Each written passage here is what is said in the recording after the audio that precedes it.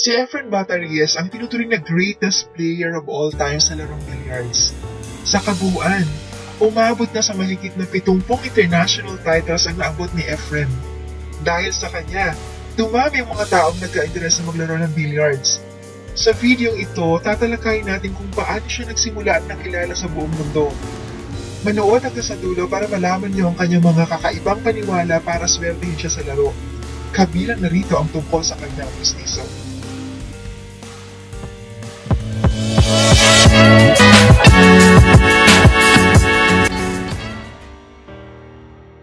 Si Efren ay pinanganak noong August 24, 1954 sa Pampanga. Siya ang panglima sa 9 na anak ni Pedro Reyes at Romana Manala. Ang tatay niya ay manggugupit at nagtitinda naman sa palengke ang kanyang nanay. Tumira si Efren sa Manila nung siya ay 5 taong gulang. Siya ay nagtatrabaho bilang boy sa Lucky 13 Billiards, ang isang bilyarang pag-aari ng kanyang tiyuhin. Sa edad ng 8 taong gulang, nagsimula siyang magka-interes sa billiards. Dahil maliit ba at di niya abot ang mesa, pumapatong siya sa kahon ng Coca-Cola. Nagsisimula siyang maglaro mula ika-6 hanggang ika-9 ng umaga.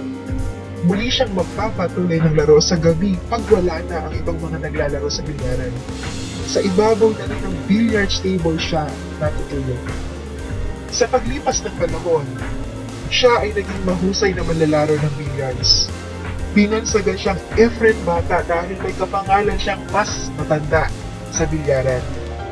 Natutunan niyang kumita sa bilyaran sa pamamagitan ng pustahan sa mga laban. Harang ang tawag nila sa mga pustahan. Dumarayo siya sa iba't ibang bilyaran para makipagpustahan. Pansamantala siyang nagtrabaho sa isang printing press ng comics. Meron siyang buwanang sahod na 90 pesos. Na-realize niyang kaya niyang kitain sa loob lamang ng ilang araw sa harang ang kanyang buwanang sahod sa printing press. Patuloy siyang naging mahusay sa billiards. Dumalang ang gusto makipaglaro sa kanya. Kinailangan niyang dumayo sa iba't ibang mga probinsya upang kumita sa pamamagitan ng harang. Sa pagitan ng 1960s at 1970s, nakilala siya ng mga promoters at nagkaroon ng pagkakataon na makipaglaban sa mga malalaking tournaments. Nasubukan niyang maglaro sa Angeles City laban sa mga sundalong Amerikano. Dito niya nasubukang kumita ng dolyar.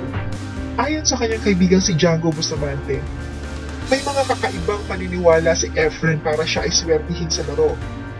Di na niya muling ginagamit ang mga suot niyang damit pag natalo siya sa laro. Nagiging paborita naman niyang gamitin ang mga suot niyang damit pag siya ay nanalo sa isang laro. Hindi rin daw siya naliligo sa kanyang mga tournaments.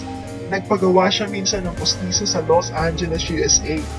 Dahil natalo siya sa tournament, i-finance niya ang kanyang postiso sa inodora ng eroplano nang pauwi na siya sa Pilipinas. Kakaiba rin ang paraan ng pag-aaya ni Efren ng kasal sa kanyang naging asawa.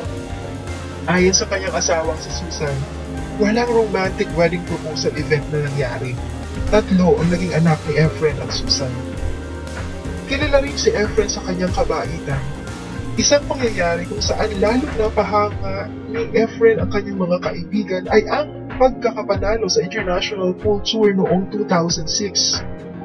$500,000 ang dapat na makukuha ni Efren bilang champion. Hindi siya nabayaran dahil sa panahon yun, ang sponsor ng tournament na si Kevin Trudeau ay may kinakaharap ng mga financial problems. May mga nagpayo sa kanya na maghain ng demanda. Hindi siya nakinig. Pumayag siya na installment ang paraan ng pagbabayad sa kanya. Kilala rin siya sa pagiging mahiyain. Dahil sa kanyang kasikatan, marami ang nag-alok sa kanya na pumasok sa showbiz. Noong 2003, nakasama niya si Fernando Poe Jr. sa pelikulang Partners. Pang-anim si FPJ na nag-alok sa kanya ng role sa pelikula. Ayon sa kanya, di niya matanggihan si FPJ dahil iniidolo niya ito. Sa pagitan ng 1980s at 1990s, naanyayahan siyang maglaro sa US. Bago pa siya makarating sa US, mayroong Amerikanong sports writer ang nakapagbalita tungkol sa kanyang kahusayan.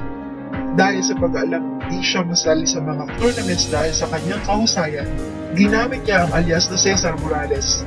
Sumikat si Efren bilang Cesar Morales sa US dahil sa kanyang husay, na-describe siyang tao mula sa ibang planeta. Di naglaon, napag-alaman na si Cesar Morales at si Efren Reyes ay isang tao. Muli niyang napanalunan ang Sands Regency 9-Ball Championship noong 1986. Nagsimula siyang bansagang magician ng mga Amerikano. Ayon sa kanila, sa bawat taon na dumadayo sa bata sa kanyang lugar, may mga bagong tirada silang nakikita. Kasama niya sina Jose Amang Parica at Francisco Django Bustamante na namayani sa American Circuit. Sila ay magkakasama sa Puet Sports na pinamumunuan ng magkapatid na Jose at Aristeo Puya.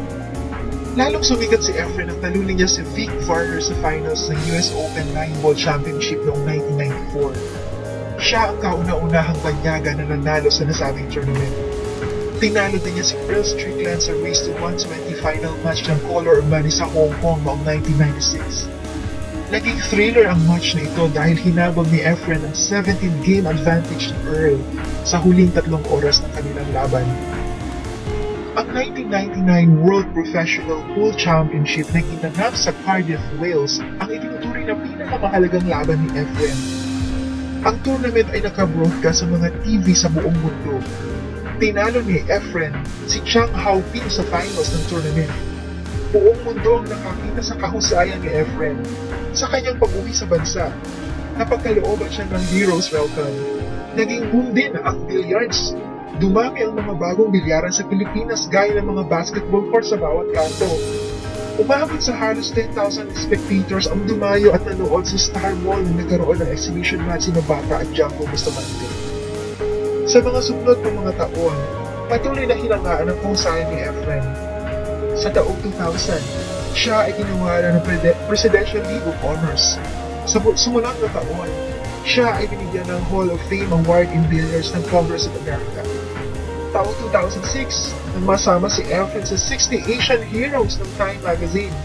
Kasama niyang naparangalan sina Cory Aquino, Lee Kuan Yew, Mahatma Gandhi, Mother Teresa, Bruce Lee, at iba pang mga kilalang personalidad. Ayon sa editor ng Time Magazine, nasama si Efren sa mga big time ng mga bayani dahil sa kanyang naging kontribusyon sa pagpapasikat sa larong billiards. Sa kabuuan, umabot na ng mahigit na 70 international titles ang naabot ni Efren. Kasama na rito ang mga pagiging 4-time World 8-Ball Champion, 3-time US Open winner, 2-time World Pool winner, 40 times 30th Civic Classic winner at 5 times Master of the Table. Dahil sa kanyang edad, bihira nang dumalo sa mga international tournaments si Efren. Katatapos lang niyang umikot sa iba't ibang panig ng mundo para sa kanyang farewell tournament. Sa tournament na ito, nagkaroon ng friendly match sina Efren at ang mga bigating players ng billiard sa buong mundo. Ang kanyang naging buhay ay isang matibay na patutuo na ang kahirapan ay hindi hadlang para makamit ang paghanga ng buong mundo. Si Efren Bata Reyes ay isang tunay na inspirasyon. Gaya ng larong billiards, ang lahat ay nabibigyan ng break.